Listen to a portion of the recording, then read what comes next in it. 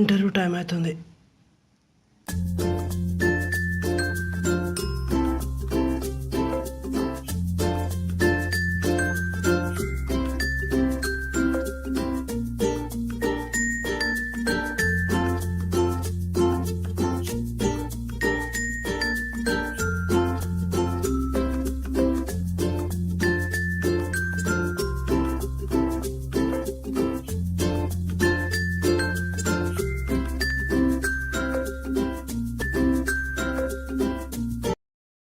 రే, ఈరోజు ఇంటర్వ్యూ ఉంది, ఇంకా లేవట్లేదేంట్రా? వస్తా అన్నావు. నువ్వు వెళ్ళరా, నీకు ఉద్యోగం వస్తే నేను ట్రై చేస్తా. నీ మొహన్ రా, నువ్వు ఎప్పుడైనా వచ్చి సచ్చావా? మూసుకొని పడుకోరా, నీకు అదొకటే తెలుసు. నైట్ 2 షోలు అయిందిరా, నిద్ర సరిపోలేదు, పడుకునేసరికి లేట్ అయింది. కొత్త ఏముంది, రోజు చేసేదేగా. వీడు ఇంకా లేవలేదా? మళ్ళీ తాగాడా? వాడికి కొత్త ఏముంది, వాడు రోజు చేసేదే కదా. నేను వెళ్తున్నా, నాకు ఇంటర్వ్యూ టైం అవుతుంది. వాళ్ళు వేసాక ఏమైనా తిన్నాడో లేదో రాత్రి ఉందో పెట్టే. బాయ్ రా.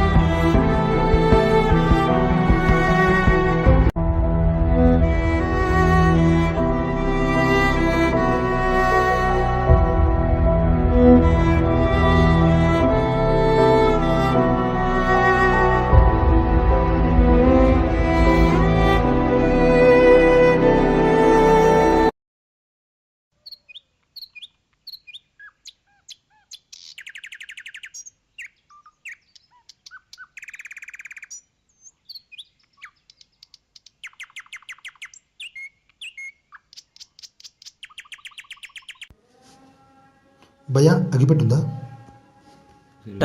అదే ఉంటే ఇవ్వు, నన్ను నేను తగిలేసుకుంటా. ఏమైంది భయ్యా, అంత చిరగ్గా ఉన్నాం? ఏం ప్రాబ్లం? జాబ్ అన్న జాబ్. ఇంజనీరింగ్ డిగ్రీ ఉంది, టాలెంట్ ఉంది, మార్కులు ఉన్నాయి, కానీ ఏం లాభం? రికమెండేషన్ లేవు, బ్యాక్గ్రౌండ్లో డబ్బులు పెట్టలేను. ఏం చేయాలన్నా, ఏం చేయాలి? ఇంజనీరింగ్ అయిపోయి ఎన్ని సంవత్సరాలు భయ్యా? 2 ఇయర్స్ అయింది భయ్యా. 2 ఇయర్స్ నుంచి జాబ్ ట్రై చేశాను, కానీ ఒక్క జాబ్ కూడా రాలేదు. చాలా ఇంటర్వ్యూస్ ఫేస్ చేశాను. 2 సంవత్సరాలు అంటున్నావు కదా, దాదాపు ఎన్ని ఇంటర్వ్యూలు అటెండ్ ఉంటావు నువ్వు? లెక్కలేదు భయ్యా, దాదాపు 30-40 దాకా అటెండ్ అయి ఉంటాను, కానీ ఏం లాభం? ఇంటర్వ్యూ అటెండ్ అయ్యావు కదా, మరి గురువు రాలేదా? వచ్చాయి భయ్యా, కానీ ఏం లాభం? కొన్నిటికి నేను నచ్చలేదు, కొన్ని నాకు నచ్చలేదు. వచ్చాక నచ్చపోవడం ఏంటి? అవును మరి, ఇంత చదివి 5-6 వేలకి ఎవరు చేస్తారన్న? అందుకే వదిలేసా. చేస్తే తప్పేంటి? నేను నీకన్నా ఎక్కువ ఇంటర్వ్యూస్ అటెండ్ అయ్యావు, కానీ ఎప్పుడు పెద్ద జాబ్ కావాలని కూర్చోలేదు. చిన్న జాబ్ చేసుకుంటే అయినా పెద్ద జాబ్ కోసం చూసాం, కానీ ట్రై చేయడం మొత్తం ఆపలేదు.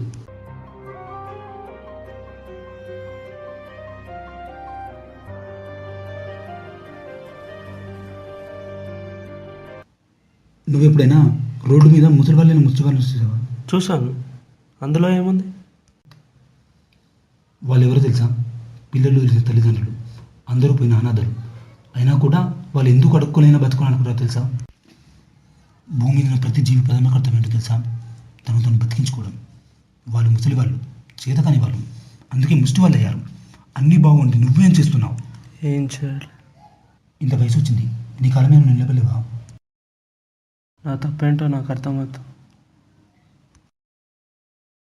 వెస్టర్న్ కంట్రీస్ మనకన్నా ఎందుకు ఎక్కువ డెవలప్ అయ్యేది తెలుసా?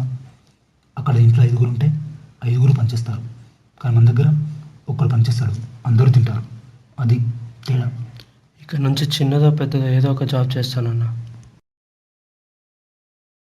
ఓకే తమ్ముడు, వెళ్దాం మరి. నేను అగ్గిపెట్టి అడిగినట్టు కదా, లేదా అన్నావు కదా? సరే అన్నా, ఇన్ని చెప్పావు, మరి సిగరెట్ స్మోకింగ్ బ్యాడ్ హ్యాబిట్ కాదా? తమ్ముడు ఇట్రా.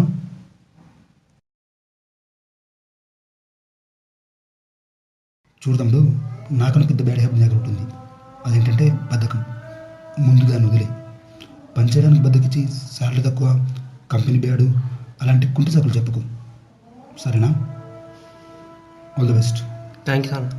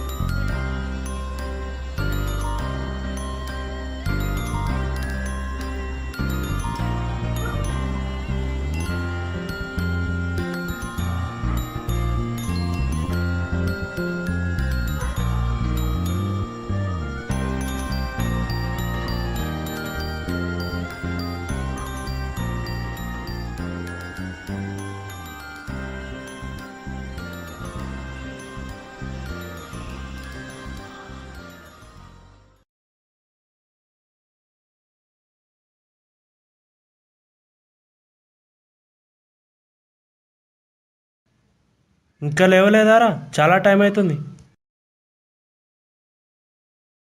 పొద్దున్నే లేచి తిని పడుకున్నారా, కానీ ఇంటర్వ్యూ ఏమైంది? ఇప్పుడు అయ్యేదేరా, సెలెక్టెడ్, బట్ బ్యాక్గ్రౌండ్లో కొద్దిగా పే చేయమన్నారు. ఎంత అడిగారు? 1,00,000. నాకు తెలుసురా ఇలాంటిది జరుగుతుందని, అందుకే ఇంటర్వ్యూకి రాలేదు.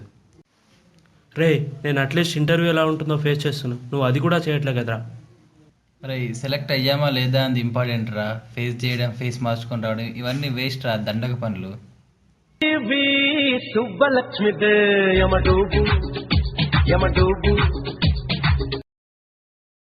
హలో అంకుల్, నేను విక్రమ్ మాట్లాడుతున్నాను.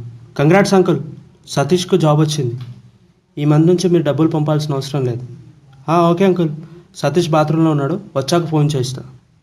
ఒరే పిచ్చోడా, అలా ఎందుకు చెప్పావురా? ఇప్పుడు నా పరిస్థితి ఏంటి?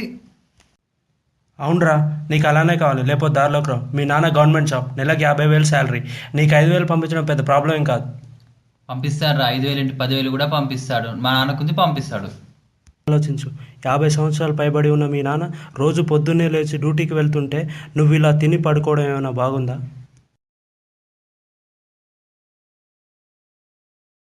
సిగ్గులేదురా నీకు? 25 సంవత్సరాలు దాటాక కూడా ఇంకా మీ నాన్న దగ్గర డబ్బులు తీసుకుంటున్నావు. నువ్వేం బీకావంట, నా క్లాస్ పిక్తున్నావు? నీకు చెప్పేదండగరా, అయినా మీ మా నాన్న గవర్నమెంట్ జాబ్ లేదు. ఇక నుంచి అయినా నేను ఏదో ఒక జాబ్ చూసుకుంటాను. నువ్వేం చేస్తావో నీ ఇష్టం.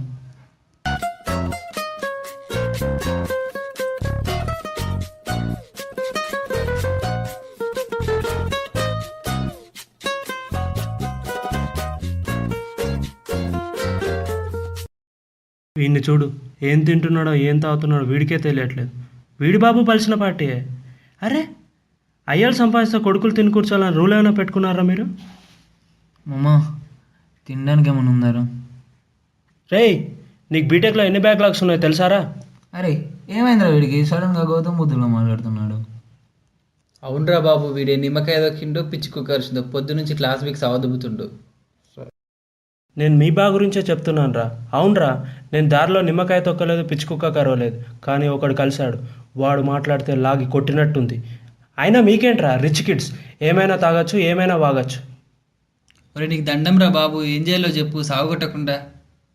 రే, నేను రేపటి నుంచి జాబ్కి వెళ్తున్నాను. అది 2,000 అయినా సరే, 200 అయినా సరే. మీరు ఆలోచించుకోండి. ఇంకా ఇలానే ఉంటే మన రూమ్ పట్టిన దుమ్ము దుల్లాగా ఇలానే మిగిలిపోతారు.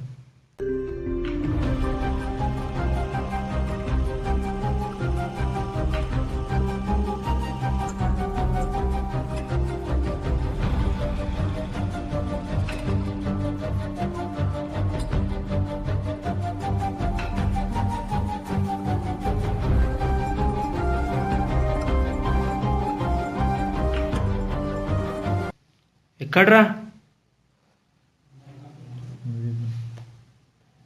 రెడీ అయినట్టున్నావు. పెట్టావుగా ఫిట్టింగ్, జాబ్ వచ్చిందని చెప్పేసి. మా బాబు రేపు నుంచి డబ్బులు పంపడు, నేనే ఏదో ఒకటి వెతుక్కోవాలి. అవునా? వాడాడే? వాడేదో సప్లీ ఫీ కట్టడానికి వెళ్ళారా. అవునా? ఆల్ ది బెస్ట్ మామ. Which is the same.